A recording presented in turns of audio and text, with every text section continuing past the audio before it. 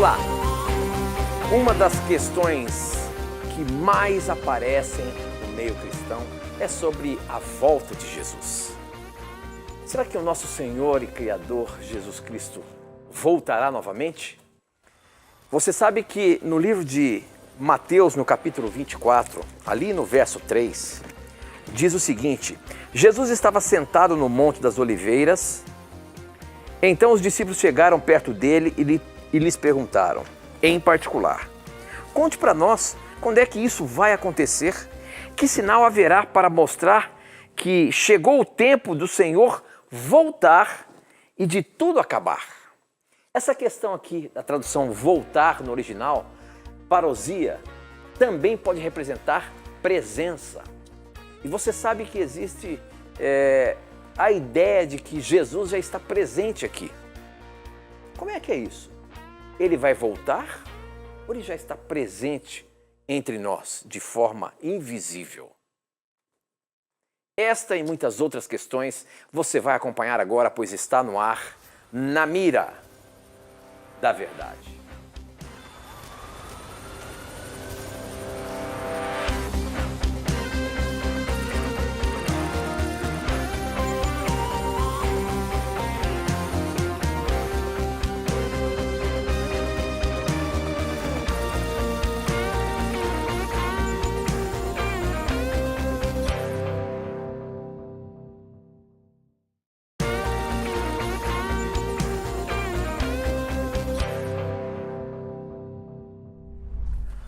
Olá, seja muito bem-vindo. Estamos começando mais um programa Na Mira da Verdade. Agora de cenário novo, se você não acompanhou o programa de lançamento que foi na semana passada, você pode acessar o nosso YouTube e acompanhar todo o programa especial quando nós lançamos esse novo ambiente, tanto aqui como lá do professor Leandro Quadros, naquela biblioteca bonita que você vai ver daqui a pouquinho.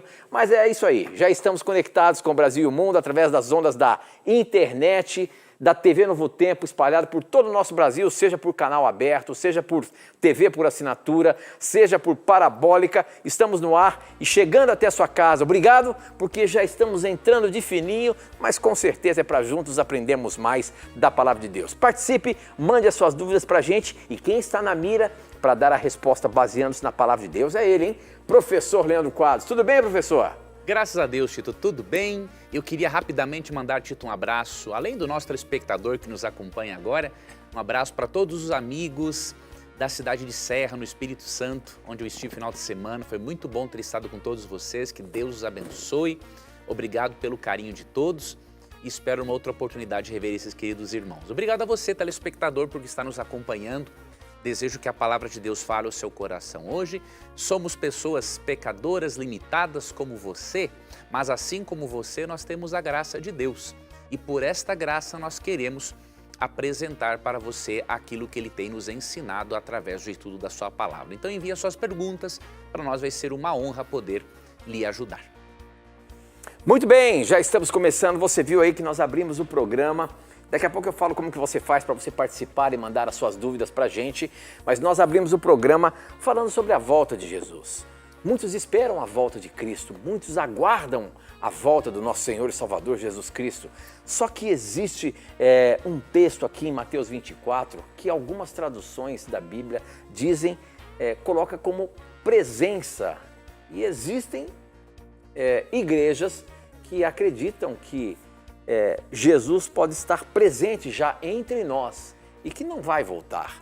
Esse texto lá de Mateus 24, 3, onde diz ali no finalzinho, na segunda parte, conte para nós quando é que isso vai acontecer, que sinal haverá para mostrar que chegou o tempo do Senhor voltar e de tudo acabar. Só que muitos acham que essa palavra voltar, que foi traduzida da palavra parousia, tem a ver também com a presença de Deus.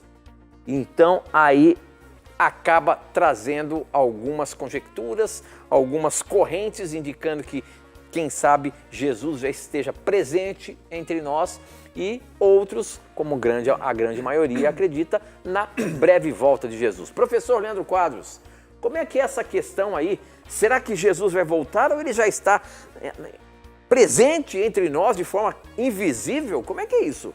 E de onde surgiu essa doutrina, essa questão? Certo. Tito, essa interpretação de que Cristo está presente em nosso mundo, ela faz parte de uma interpretação dos nossos amigos testemunhas de Jeová. Nós temos muitas testemunhas de Jeová sinceras, né, que acompanham o nosso programa. Um abraço para você. Saiba que você é muito bem-vindo ao nosso programa. E o fato de nós questionarmos aqui a forma como você compreende a volta de Cristo não significa que desrespeitemos a sua fé, a sua sinceridade e nem mesmo o seu fervor missionário. Mas nós queremos contribuir com aquilo que a Bíblia ensina para que você compreenda melhor o que Deus diz, a fim de que você, meu amigo, minha amiga, não seja pego de surpresa na volta gloriosa de Cristo. Mas na tradução do Novo Mundo da Bíblia, que é a tradução das Testemunhas de Jeová, Mateus 24:3, o termo que ocorre em nossas Bíblias para vinda, na verdade é traduzido por presença. Então na Bíblia deles está assim, ó: quando acontecerão essas coisas e qual será o sinal da sua presença e do final de todas as coisas? Então as Testemunhas de Jeová alegam que a palavra grega parousia, que também pode significar presença, estaria indicando não que Cristo voltará em glória e majestade nas nuvens dos céus, mas que ele já se encontra presente de forma espiritual na terra e que com o passar do tempo o reino dele se manifesta e aí começa o seu reino milenar. Obviamente, eles chegam a esta compreensão com base nessa tradução e em torno de uma argumentação acerca de Daniel capítulo 4, tá? Para concluir que Jesus já se encontra presente aqui na terra desde 1914, mas não vou entrar nesse detalhe agora, desse cálculo profético. Mas como que nós demonstramos que a tradução do Novo Mundo, ela não está correta e que as outras traduções estão sim corretas em traduzir o termo parousia por vinda e não por presença secreta? Em primeiro lugar, a palavra grega parousia, ela é traduzida na Almeida, Revista e Corrigida, ela aparece, na Almeida Corrigida e Fiel, ela é traduzida 22 vezes por vinda e apenas 2 vezes por presença. O detalhe é que quando esta palavrinha é traduzida por presença, não é uma presença invisível, é uma presença visível. E você pode provar isso até mesmo na tradução do Novo Mundo. Por exemplo, textos como 1 Coríntios 16, 17 e 2 Coríntios capítulo 7, verso 6, a mesma palavra parousia que a tradução Novo Mundo apresentou como sendo presença em Mateus 24, 3, ela não é traduzida por presença invisível nesses textos que eu mencionei. Então, por exemplo, veja o que diz 1 Coríntios 16, 17, na mesma tradução, tá? Novo Mundo. Mas eu me alegro com a presença ou parousia de Estéfanas, de Fortunato e de Acaio, porque compensaram a ausência de vocês aqui. Como que Paulo iria se alegrar com uma presença invisível de alguém que ele não vê? Não tem lógica. Outro texto, 2 Coríntios 7,6, ó. Mas Deus que consola os desanimados, nos consolou com a presença de Tito. A palavra presença aqui, parousia, é uma presença visível e não invisível. Porque senão ele não seria consolado por uma presença invisível de alguém que obviamente ele não está vendo. Então veja, quando é traduzido por presença, não é uma presença invisível. Então a tradução Novo Mundo, ao traduzir o verso 3 por presença, na tentativa de justificar essa doutrina da presença de Cristo, não condiz com aquilo que o termo realmente representa no texto bíblico. Tanto que a própria tradução, né, do Novo Mundo traduz por uma presença visível e perceptível textos como 1 Coríntios 16, 17 e 2 Coríntios capítulo 7, verso 6.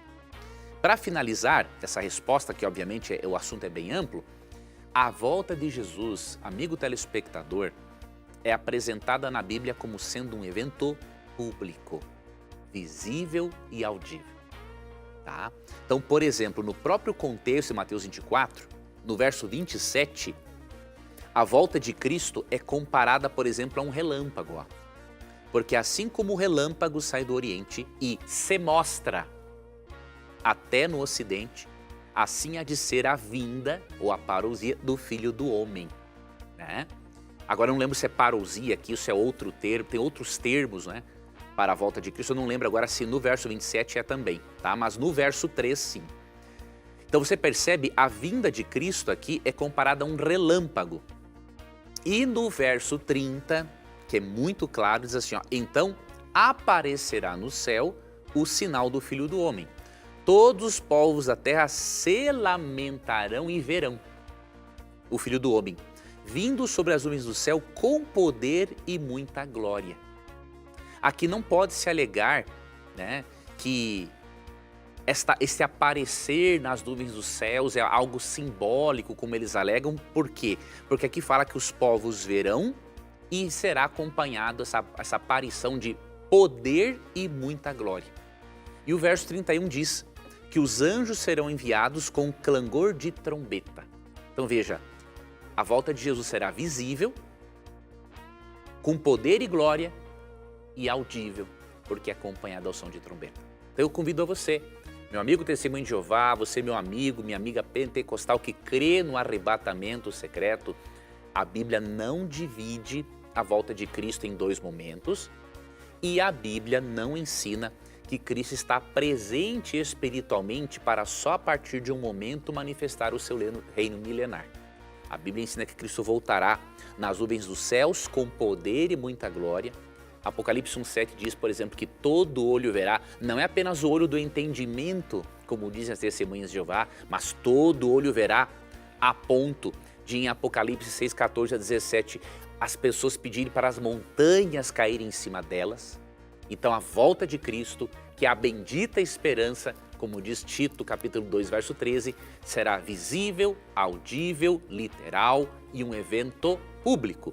E você, amigo telespectador, e eu também, precisamos estar preparados para este evento.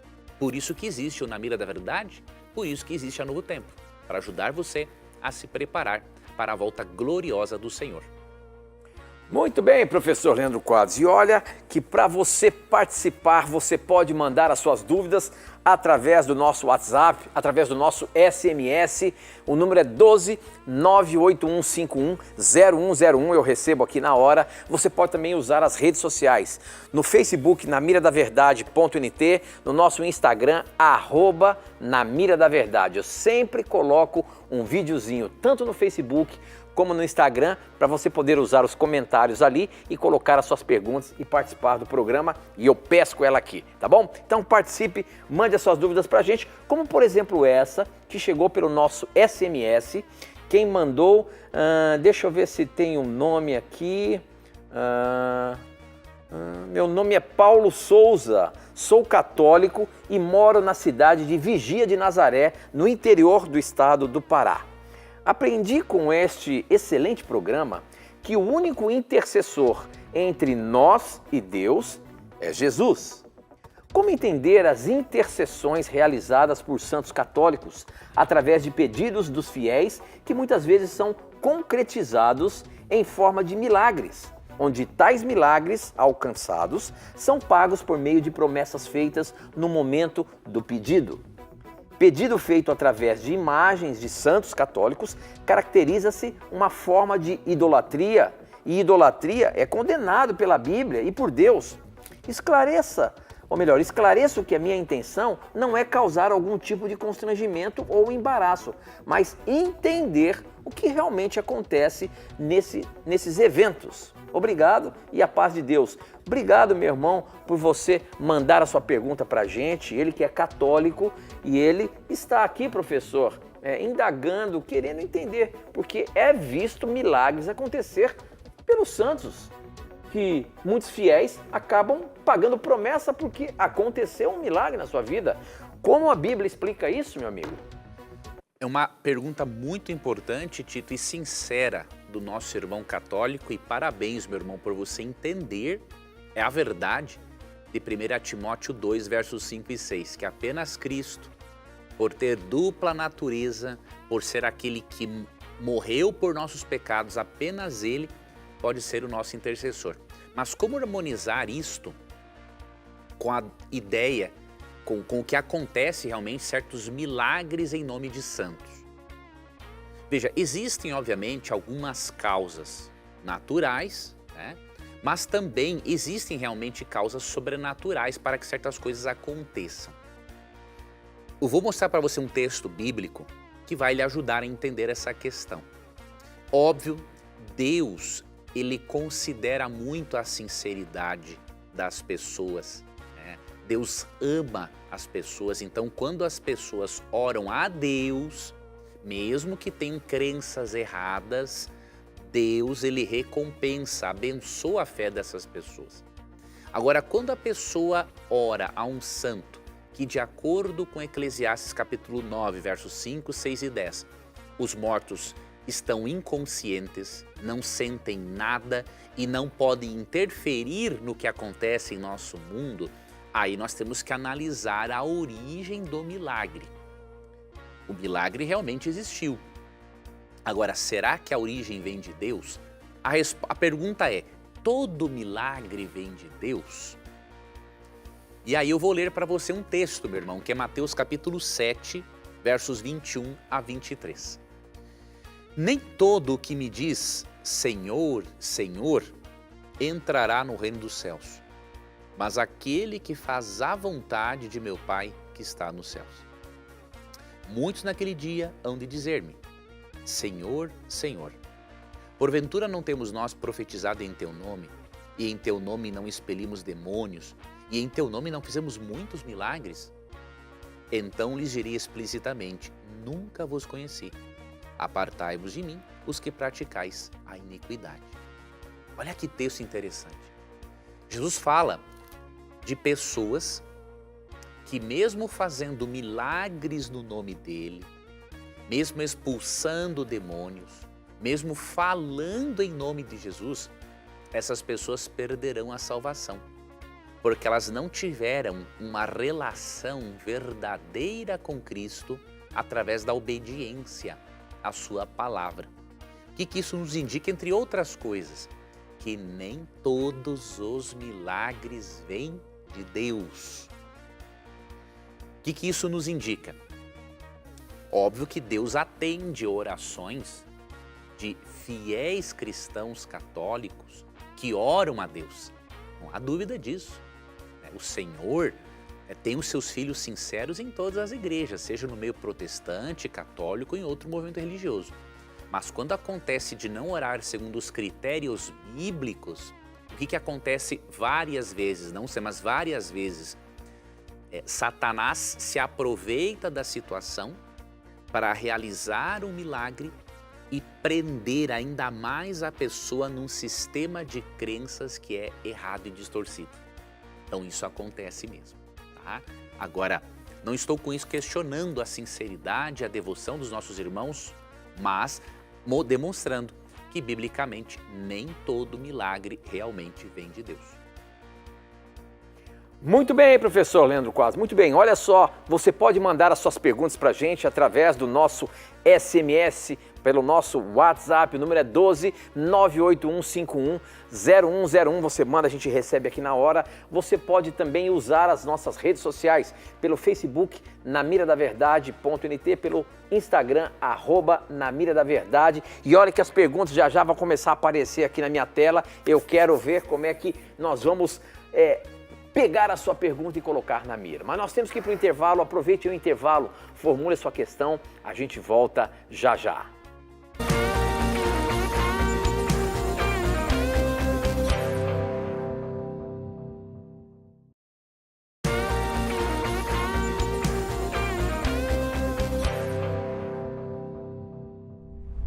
Já estamos de volta e para você participar, você já sabe, mande as suas perguntas para o nosso WhatsApp, o nosso SMS, o nosso Instagram, o nosso Facebook e vamos colocar o professor na mira da verdade. A questão que chegou aqui agora pelo nosso Instagram é boa e nós vamos colocar para o professor. Professor, é o seguinte,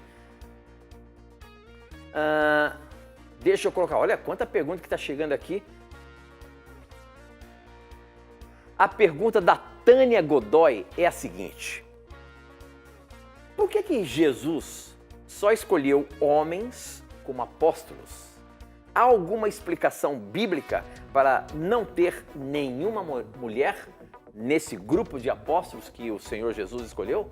Olha a questão, professor. Como é que você sai dessa? Essa relação de mulher não poder fazer parte do grupo ali dos apóstolos, isso tem alguma explicação bíblica para isso? Temos assim como fazermos uma análise, sim. Analise comigo. Dos 12 apóstolos, só um morreu de velhice. Os outros 11 foram martirizados. O nível de dificuldade do trabalho apostólico não era para uma mulher.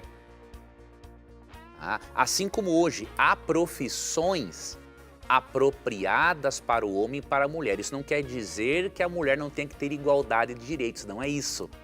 Mas há uma questão biológica, emocional envolvida.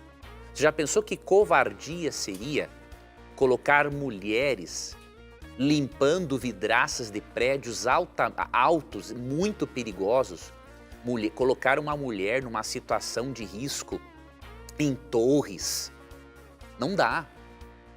O homem, que é homem de verdade e cristão, ou que se guia por princípios morais corretos, ele vai preservar a mulher de certas dificuldades que exigem, obviamente, a força física e mais bruta de um homem.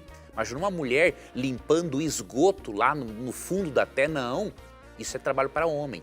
Então, apostolado, perseguição, apedrejamento, açoitamento, fome, martírio. Então Deus escolheu o gênero certo para enfrentar aquilo. Além disso, imagine mulheres apóstolas sendo mortas e deixando filhos. A presença da mulher, a influência da mulher na criação dos filhos é insubstituível.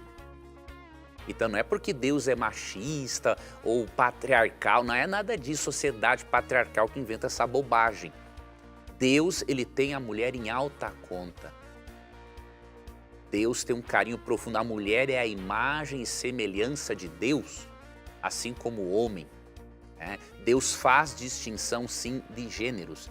E existem coisas apropriadas para um gênero e mais apropriadas para o outro. Agora, se você estudar e ver, no ministério de Cristo, haviam mulheres que apoiavam muito o ministério de Jesus. No ministério do apóstolo Paulo, haviam também várias colaboradoras. Então, existe um ministério muito amplo para a mulher se envolver na pregação do Evangelho. Muito bem, professor. E olha só, eu estou acompanhando aqui também o pessoal que está ligadinho com a gente através do nosso YouTube. Muita gente acompanhando. Tem a pergunta do Tiago Castelli. Obrigado a você que está nos acompanhando pelo YouTube. Um abraço carinhoso a você. A pergunta do Tiago Castelli, professor, é a seguinte. Ele diz, assisto o programa há 5 anos e meio e sou grato por Deus, ou grato a Deus, por usar vocês. A minha pergunta é, professor, sobre a ressurreição do povo de Deus.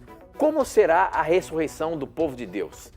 Bom, a gente já falou algumas vezes aqui sobre a volta de Jesus, a gente já falou sobre o arrebatamento e essas dúvidas às vezes acabam tendo ainda.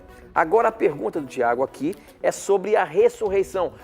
Quando vai acontecer a ressurreição do povo de Deus, professor?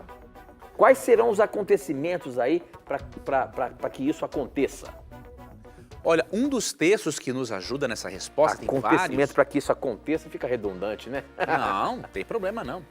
Um dos textos, Tito e amigo telespectador, encontramos aqui em 1 Tessalonicenses 4, 13 a 18. Aqui diz que a ressurreição dos justos será na volta gloriosa de Jesus. Vamos ler esse texto. Lembra-se que Paulo, em 2 Timóteo 4:8, ele disse o seguinte, que a coroa da justiça, a recompensa da vida eterna, estava guardada para Paulo e que Deus daria para Paulo essa coroa naquele dia, na volta de Jesus. Então Paulo tinha essa noção em 2 Timóteo 4:8. Mas vamos ler esse texto aqui, que ele é bem esclarecedor, ó. Não queremos, porém, irmãos, que sejais ignorantes com respeito aos que dormem. Olha que interessante, a morte na Bíblia é um sono, né? A metáfora do sono é usada para descrever esse estado de inconsciência, né? Não sejais ignorantes com respeito aos que dormem, para não vos entristecerdes como os demais que não têm esperança. E aí vamos para o verso 16.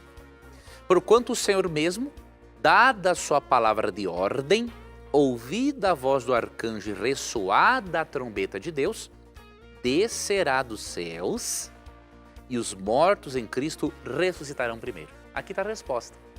Quando Cristo descer dos céus, vai ter ali uma voz de arcanjo, a trombeta anunciando a volta de Jesus. Neste momento, os mortos em Cristo ressuscitarão primeiro. E aí nós, os vivos, diz o verso 17, seremos transformados e seremos arrebatados juntamente com eles entre as nuvens para o encontro do Senhor nos ares. E assim estaremos para sempre com o Senhor. Olha que interessante. A ressurreição dos mortos, ela é acompanhada da transformação dos vivos e do arrebatamento visível, não secreto, de todos para o encontro do Senhor nos ares. E aí você pode ler 1 Coríntios 15, 51 a 55, e ali no verso 52 fala que essa ressurreição, que a transformação será num abrir e fechar de olhos.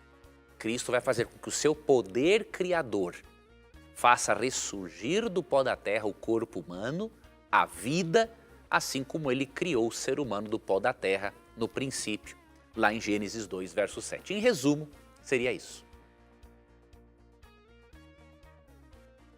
Muito bem, professor. Olha, eu estou acompanhando aqui pelo YouTube o pessoal perguntando, estão reclamando um pouquinho que a trilha parece que está um pouquinho alta. Nós já estamos reduzindo aqui a trilha da resposta para que fique melhor para você. Pode deixar que a gente já está ajustando aí com um cenário novo, um monte de coisa nova, mas tudo isso é para melhor trazer a palavra de Deus até você, as respostas que o professor Leandro dá, baseando-se na Bíblia, para poder melhor atender você, tá bom? Estamos aqui ajustando as coisinhas e vai ficar muito bom, tenha certeza disso. Tem uma pergunta que chegou aqui pelo nosso WhatsApp.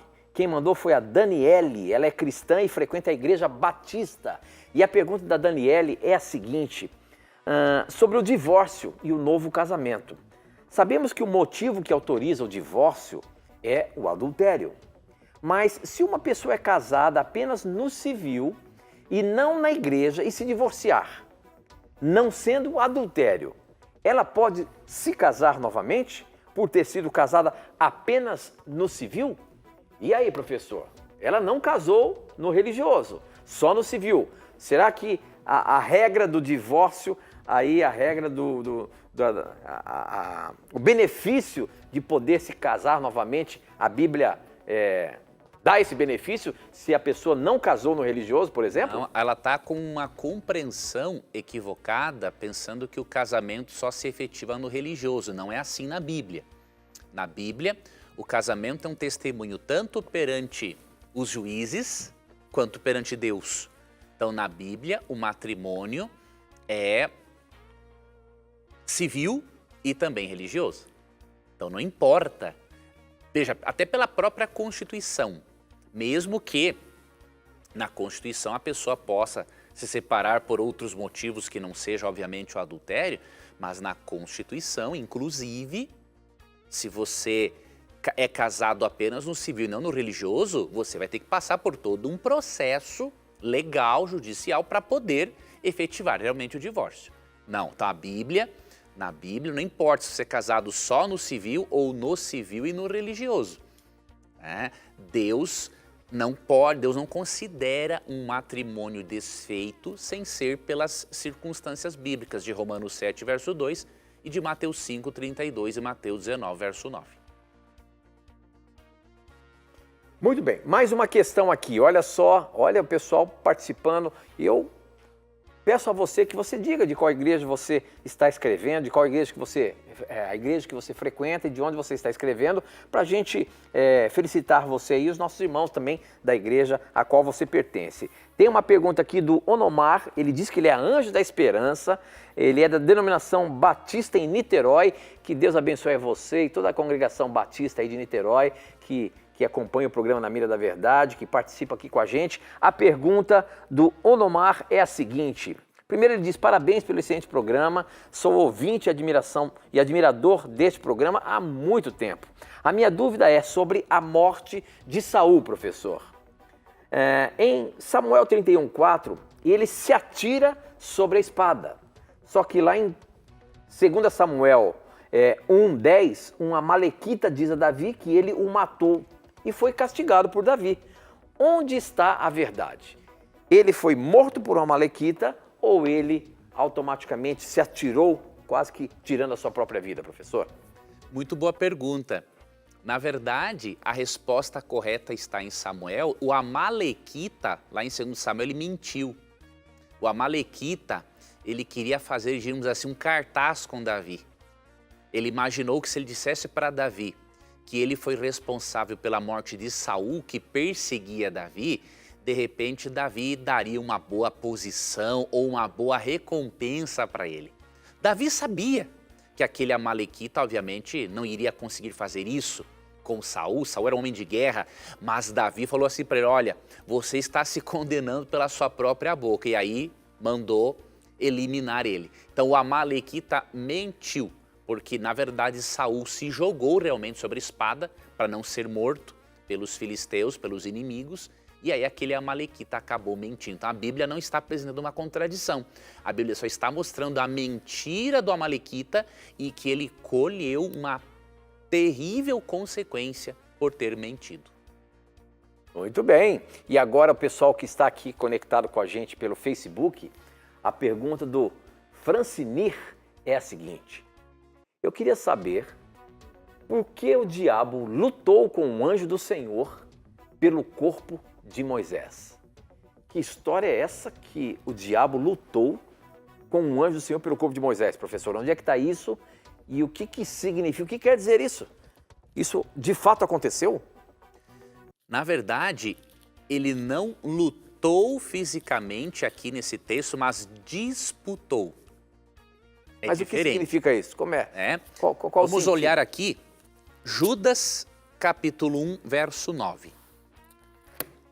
Contudo, o arcanjo Miguel, quando contendia com o diabo e disputava a respeito do corpo de Moisés, não se atreveu a proferir juízo infamatório contra ele. Pelo contrário, disse, o Senhor te repreenda. O que o texto está dizendo aqui? Houve uma disputa, uma demanda legal, judicial, pela ressurreição ou não do corpo de Moisés. Existem alguns que tentam negar a ressurreição de Moisés e a série de argumentação é grande, mas totalmente infundada. Alguns pensam que a disputa ocorreu por causa do corpo morto, ou seja, simplesmente porque se as pessoas soubessem onde estava o corpo de Moisés, isso poderia fazer com que essas pessoas idolatrassem o corpo de Moisés. Esse aspecto pode também, e obviamente estava também envolvido, mas a palavra disputa ali no grego, ela não é simplesmente uma disputa por um corpo, pela posse de um corpo morto. Envolve uma demanda judicial. Aqui que está o detalhe. Então, se envolve uma demanda judicial, é óbvio que envolvia a legalidade ou não daquele procedimento, daquele ato. E se estava envolvida a legalidade ou não do ato, é óbvio que teria que ver com a ressurreição de Moisés. Quando Moisés aparece com Elias no Monte da Transfiguração, em Mateus 17, não foi uma visão simbólica de Moisés ou um espírito de Moisés que apareceu lá. Seria uma incoerência Elias, um ser real, conversar com Jesus e aí uma visão simbólica de Moisés conversar com Jesus e Elias. Uma coisa ridícula. né? Então, Moisés apareceu no Monte da Transfiguração porque ele foi ressuscitado. Então, a disputa que envolveu por Moisés não era apenas para decidir quem ficaria com o corpo morto. Dizia respeito à legalidade ou não da ressurreição de Moisés. E interessante que Satanás tinha um argumento, né? Porque se Moisés era pecador, por que ele seria ressuscitado e iria para o céu? Mas quando Miguel diz assim, o Senhor te repreenda, o Senhor está dizendo o seguinte, olha, você agora não entende o que está acontecendo, mas no futuro você vai entender e não deu bola para ele. Não fez parte daquele palavreado infamatório, diabólico. Simplesmente aqui Deus age com classe, Cristo age com classe para desejar que Deus Pai repreenda Satanás e no futuro Satanás ia entender o porquê. Moisés foi para o céu, assim como Enoque e Elias, com uma espécie de cheque pré-datado, né? Na cruz, Cristo pagou esse cheque e garantiu a permanência deles lá. Muito bem, muito bem. Eu queria aproveitar e dizer para você que você pode estudar com a gente, solicitar um guia de estudo dessa revista Esperança. Nós temos vários temas da revista Esperança, mas eu queria apresentar para você aqui hoje a revista Esperança Verdades para o Tempo do Fim.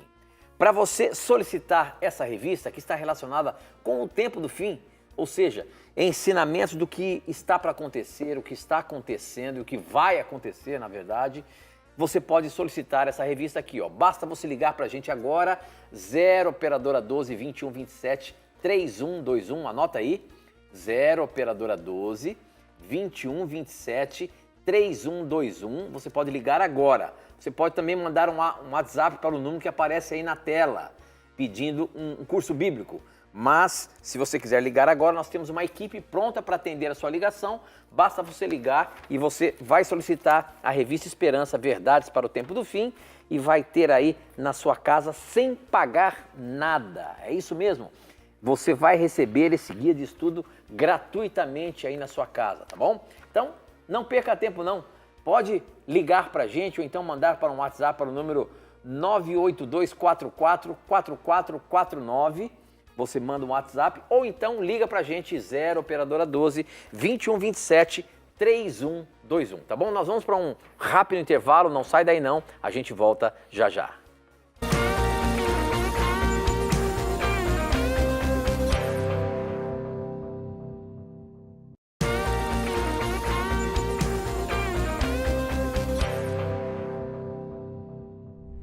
Já estamos de volta e você vai mandando as suas perguntas para a gente. Eu quero agradecer porque muitas perguntas estão chegando tanto pelo WhatsApp como pelo Facebook, pelo Instagram e até no YouTube. Você que está acompanhando a gente pelo YouTube, seja muito bem-vindo. Compartilhe este link para que mais e mais pessoas tenham a chance de aprender e estudar junto com a gente aqui a Palavra de Deus e tirar o que é mais importante, as dúvidas bíblicas. Porque quando a gente começa a estudar a Palavra de Deus, com certeza assim, a gente se depara com alguma dúvida. Às vezes eu não entendo direito o que está querendo dizer ali, eu já ouvi falar de alguém uma coisa, já ouvi falar outra coisa, afinal de contas, o que de fato a Bíblia está querendo dizer? Então, você pode mandar a sua dúvida para a gente e nós vamos colocar na mira da verdade, tá bom? Tem uma pergunta aqui que chegou pelo nosso Instagram e olha, no nosso Instagram tem um videozinho aí, todo o programa a gente posta um videozinho para que você use os comentários. Pode mandar a sua pergunta por ali que eu pesco a sua pergunta ali, tá bom? O Genivaldo Araújo mandou a pergunta para a gente, ele diz o seguinte, estou sempre ligado no programa. E ele diz, é sabido que há pessoas que questionam a existência da Trindade, principalmente a pessoa do Espírito Santo. Agora, para complicar, professor, por que Apocalipse 3:1 fala de 7 espíritos, se o Espírito é um só? Escreve esta carta ao anjo da igreja em Sardes. Esta é a mensagem daquele que tem os 7 Espíritos de Deus e as 7 estrelas. Apocalipse 1:4. Ou melhor, Apocalipse 3:1, né? E Apocalipse 1:4 também fala de 7 Espíritos. O que significa isso? Isso está relacionado com o Espírito Santo ou não, professor? É uma outra interpretação ali, ou é uma outra coisa, esses 7 espíritos? Interessantíssima pergunta. Os 7 espíritos, o número 7 na Bíblia, representa a plenitude divina. Olha aí. Né? Então, Tito, quando aparece o Espírito, os 7 espíritos, fala do Espírito Santo na sua plenitude. Interessante que no livro de Isaías, o Espírito Santo aparece também com uma função sétupla, com 7 funções lá. Então aqui é o Espírito Santo na sua plenitude. Alguns chegam a alegar, por exemplo, o seguinte, que como não aparece o trono do Espírito Santo na Bíblia ou no Apocalipse, isso indicaria que o Espírito Santo não é um ser pessoal e membro da Trindade. Só que esse é um argumento extremamente fraco. Por quê? O Espírito Santo no livro do Apocalipse, ele aparece aqui no contexto da Trindade. Por exemplo, aqui no verso, vou ler aqui, a partir, deixa aberto em outro texto, aqui, Apocalipse 1, a partir do verso 4, olha como o Espírito está no contexto em que onde é mencionado o Pai e Cristo, e Jesus, né? João às 7 igrejas que se encontram na Ásia, graça e paz a vós outros da parte daquele que é, que era e que há de vir, da parte dos 7 espíritos que se acham diante do seu trono e da parte de Jesus Cristo, a fiel testemunha, o primogênito dos mortos e o soberano dos reis da terra. Então é mencionado nos versos 4 e 5 Deus o Pai, o Espírito Santo em sua plenitude e Jesus Cristo.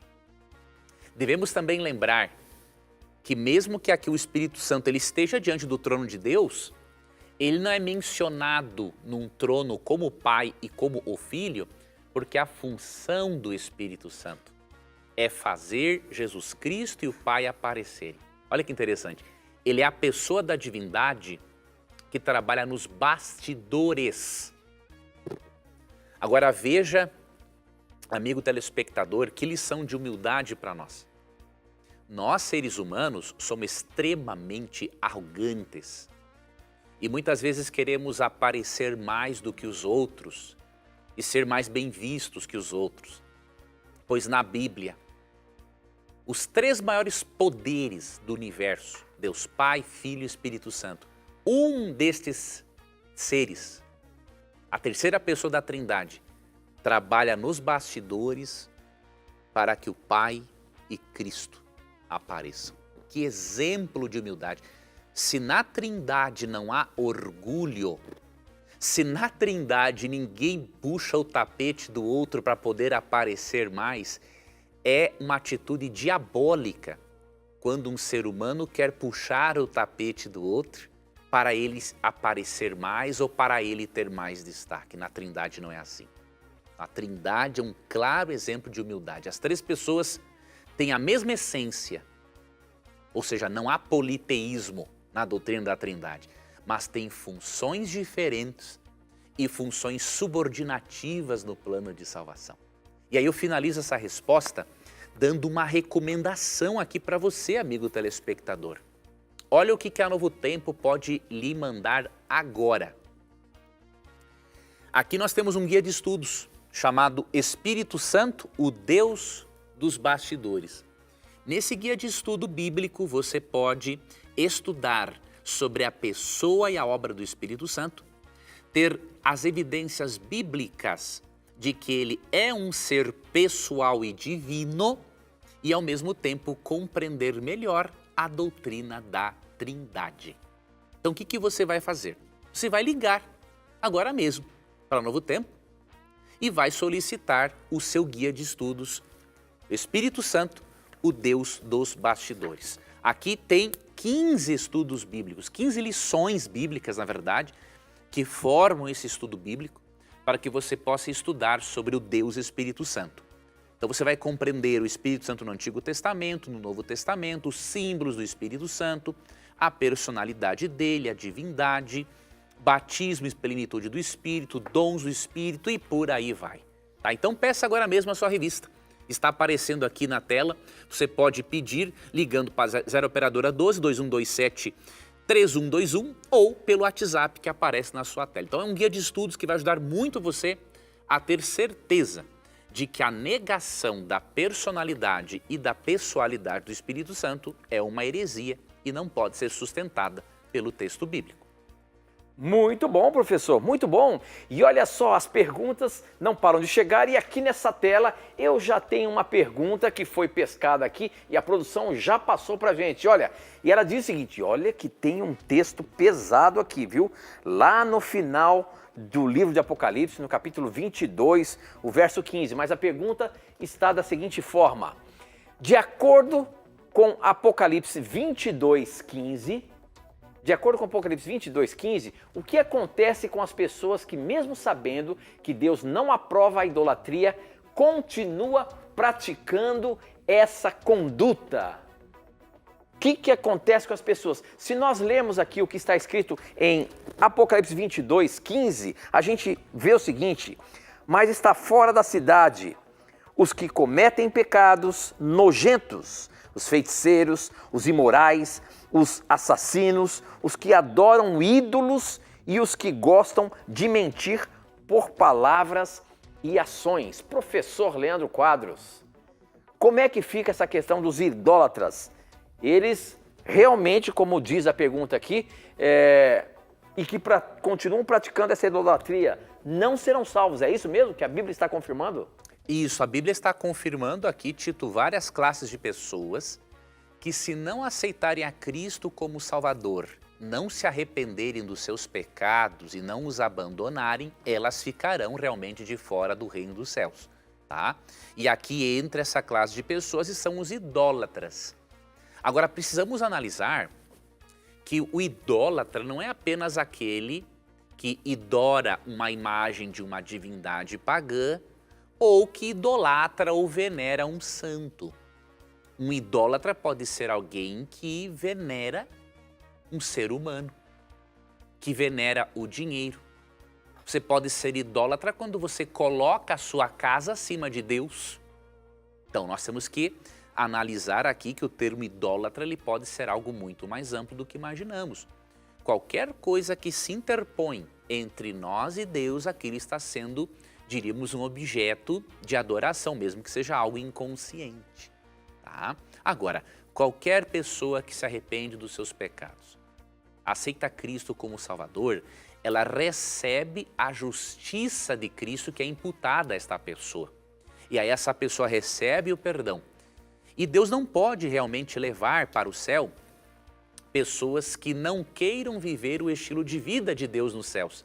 Essas pessoas não seriam felizes, elas estariam se enganando e estariam impedindo que o céu permanecesse aquele lugar puro e perfeito para a habitação dos salvos em toda a eternidade. Então, essas pessoas que ficarão fora, se não se arrependerem, na verdade, Deus está fazendo a vontade delas.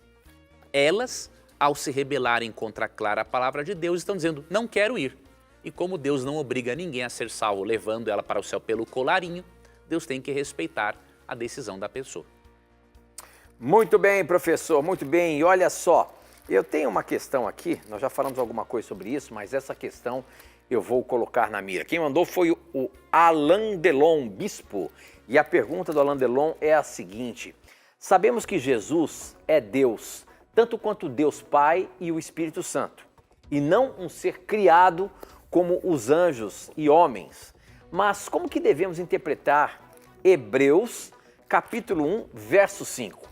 Pois é um texto muito usado para pôr em dúvida a divindade e a eternidade de Jesus.